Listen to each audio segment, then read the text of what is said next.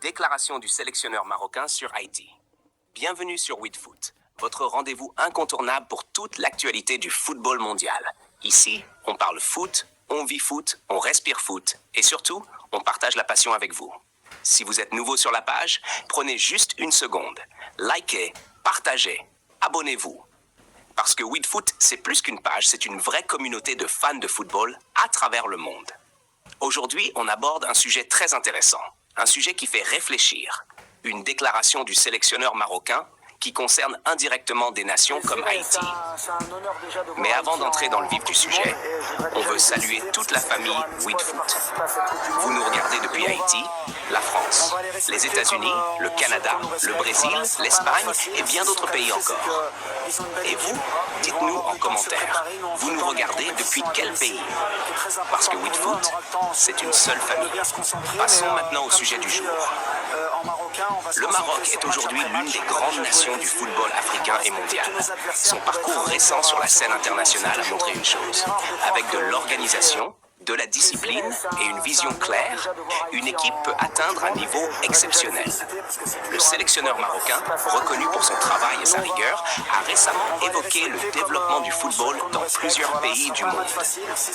Même si aucune déclaration officielle directe sur Haïti n'a été confirmée, ces propos s'appliquent parfaitement à des sélections comme Haïti. Et c'est là que ça devient intéressant. Imaginez un instant ces mots. Aujourd'hui, le football ne se limite plus aux grandes nations. Le talent existe partout dans le monde. Il y a des pays avec énormément de potentiel, mais qui manquent encore de structure. Avec du travail, de la discipline et une bonne organisation, ces équipes peuvent surprendre à très haut niveau. Le plus important, c'est de croire au projet et de construire sur le long terme. Ces mots, même s'ils ne ciblent pas directement Haïti, résonnent fortement avec la réalité du football haïtien. Parce que soyons honnêtes, Haïti a du talent, beaucoup de talent. Dans les quartiers, dans les rues, dans les centres de formation, il y a des jeunes joueurs avec une technique incroyable, une vitesse impressionnante et surtout une passion énorme pour le football. Mais alors, pourquoi les résultats ne suivent pas toujours ? La réponse est simple, mais importante. Le manque de structure, le manque d'organisation, le manque d'investissement, le manque de vision à long terme. Et c'est exactement ce que le sélectionneur marocain met en avant dans ses discours. Le football moderne ne pardonne pas l'improvisation. Aujourd'hui, pour réussir, une sélection doit être bien encadrée, bien organisée et surtout soutenue à tous les niveaux. Regardez le Maroc. Ils ont investi dans les infrastructures. Ils ont développé la formation des jeunes. Ils ont structuré leur fédération. Et aujourd'hui, ils récoltent les fruits de ce travail. Alors, la vraie question est qu'Haïti peut suivre ce chemin? La réponse est oui. Mais avec du travail. Parce que le potentiel est là. Et pas seulement localement.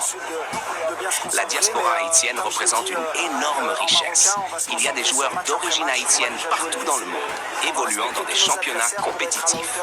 Et si tous ces talents étaient réunis dans un projet solide, Haïti pourrait devenir une équipe très compétitive.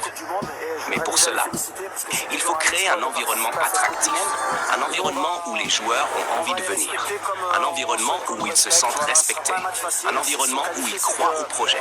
Parce que le football, ce n'est pas seulement jouer sur le terrain, c'est aussi croire en ce qu'on représente. Et ça, c'est fondamental. Le message du sélectionneur marocain est clair. Le talent seul ne suffit pas. Il faut une vision, il faut une organisation, il faut de la discipline. Et ça, c'est une leçon